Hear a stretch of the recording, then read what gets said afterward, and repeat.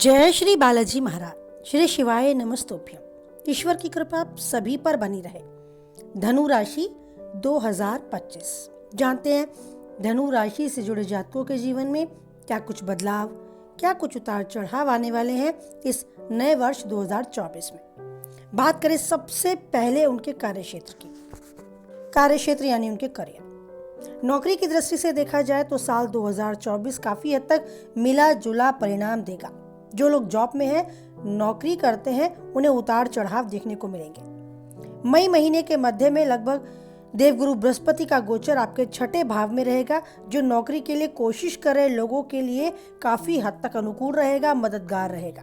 यानी आप नौकरी की तलाश में हैं, अभी तक बेरोजगार थे तो आपको मनचाही नौकरी मिलेगी। बस इस बात का ध्यान रखना है कि प्रयासरत रहना है, हथियार नहीं डालने, प्रयास करते रहना है, तभी आप अपनी मंजिल को, अपनी सफलता को पाएंगे, यानी मनचाही नौकरी को पाएंगे। जो लोग प्रतियोगात्मक परीक्षा की तैयारी कर रहे हैं या फिर इंटरव्यू यानी साक्षात्कार के मामले में आगे बढ़ रहे हैं, उनके लिए भी सफलता के योग है और एक अच्छी नौकरी, एक अच्छा करियर में पाने, आगे बढ़ने के योग है।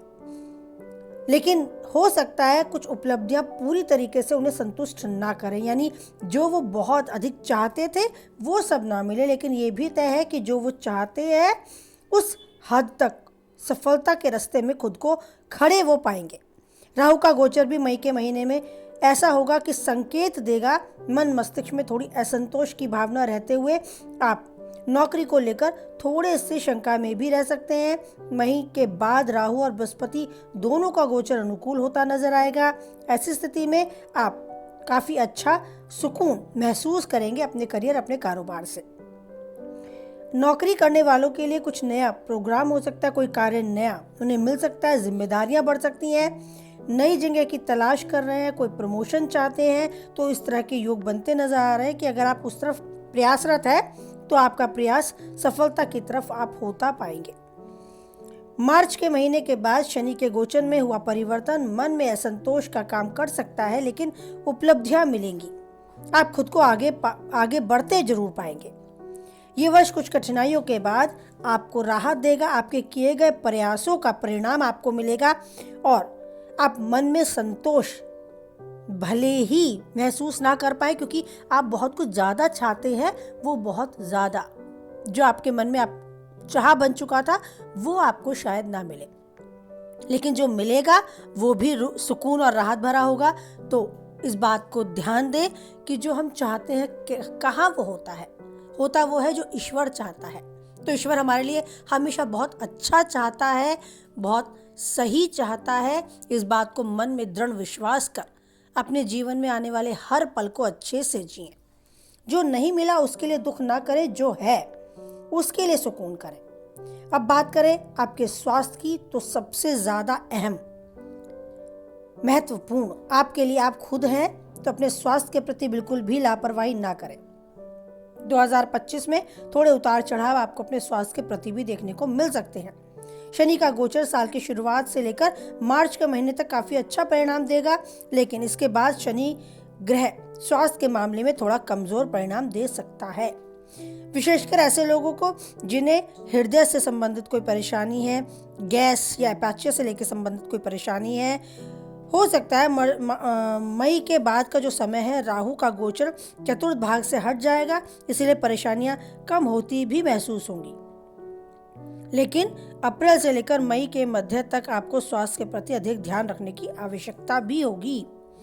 मई महीने के मध्य भाग में आपको बृहस्पति का गोचर आपके सप्तम भाग में पहुंचकर पहले भाव में देखेगा, तो समस्याओं को समाप्त करने का भी काम करेगा।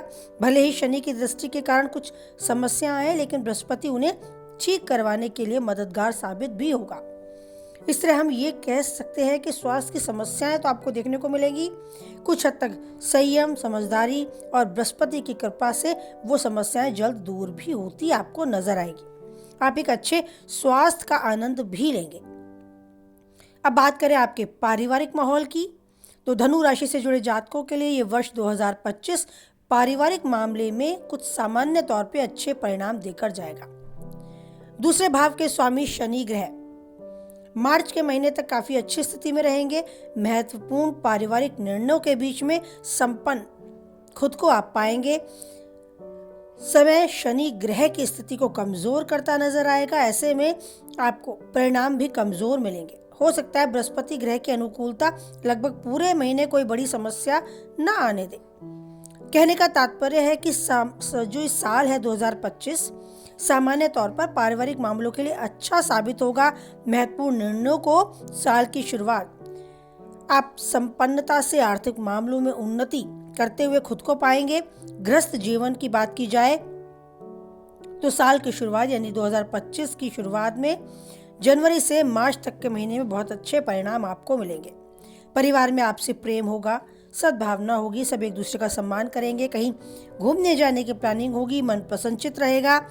शनि का चतुर्थ भाग में गोचर गृहस्थ जीवन में कुछ परेशानियां बाद में ला भी सकता है। लगभग मार्च से मई के बीच का जो समय है वो थोड़ा कमज़ोर होगा, लेकिन ये भी तय है कि समस्या आएंगी तो थोड़ी थोड़ी दूर भी होती आप खुद को पाएंगे। राहु का गोचर चतुर्थ भाग से दूर हो जाएगा, अतः कुछ समस्याएं कम होती नजर आएंगी। लेकिन शनि की स्थिति इस बात का संकेत करती है कि पूरे जो 2025 है इस समय आपको लापरवाही में नहीं लेना, अन्यथा हो सकता है कुछ चीजें आप पर हावी भी हो जाए। जो लोग आपसे मेल नहीं खाते, जिनके विचार आपसे मेल नहीं खाते, उनसे दूरी बनाकर रखें। अपने कार्य क्षेत्र में, अपने समाज में, अपने परिवार में अपनी योजनाओं को तब तक जग जाहिर ना करें जब तक उन पर आप काम ना कर लें और सफलता तक ना पहुंच जाए। कार्य क्षेत्र को बढ़ाने के लिए, कुछ विस्तार रूप देने के लिए या कुछ नया अपने जीवन में करने के लिए, आगे बढ़ने के लिए खुद को तैयार करें। उस ईश्वर का आशीर्वाद आपके साथ है। इस आभास को मजबूत करें। उस ईश्वर के साथ कुछ समय जरूर बिताएं, तन मन की चर्चा करें, कुछ अच्छे अनुभव उनके साथ शेयर करें। भले ही आप जानते हैं कि उनसे कुछ छुपा नहीं है, लेकिन फिर भी उनके साथ समय बिताना ही पूजा है। उनके साथ कुछ समय बिताएं, उन्हें ये आभास दिलाएं कि मैं आपके बिना कुछ भी नहीं। बस जब ये भावनाएं उन तक पहुंच जाएंगी तो वो आपका हाथ थामेंगे और आगे बढ़ चलेंगे। आपकी जीवन में हर मार्ग में आप पाएंगे कि आप अकेले नहीं हैं, आपके साथ ईश्वर है। और जब ये भरोसा दृढ़ होगा तो आपके अंदर एक ऊर्जा का संचार होगा जो आपको जीवन में हर चुनौती का सामना करने के लिए भी प्रेरित करेगा और सफलता भी देने के लिए खुद को आप तैयार कर पाएंगे। तो जीवन में जो चाहते हैं वो पाएं और आप उन्नति के शिखर तक आगे बढ़ते जाएं। हर तरीके से अपने आप को सक्षम बनाएं और हर पल को अच्छे से जिएं और ईश्वर का भरपूर आशीर्वाद पाएं। ईश्वर का आशीर्वाद बना रहे, इसी कामना के साथ वाणी को विराम देते हैं। कुछ हद तक वीडियो से आप सहमत रहते हैं तो लाइक करके अपनी सहमति हम तक पहुंचाएं। किसी के काम की बातें उस तक ज़रूर शेयर करें।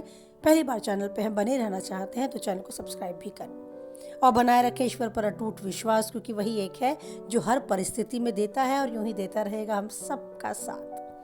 तो उसी भरोसे को दृढ़ करते हुए आप बोले हमारे साथ। जय बालाजी महाराज, जय माता दी।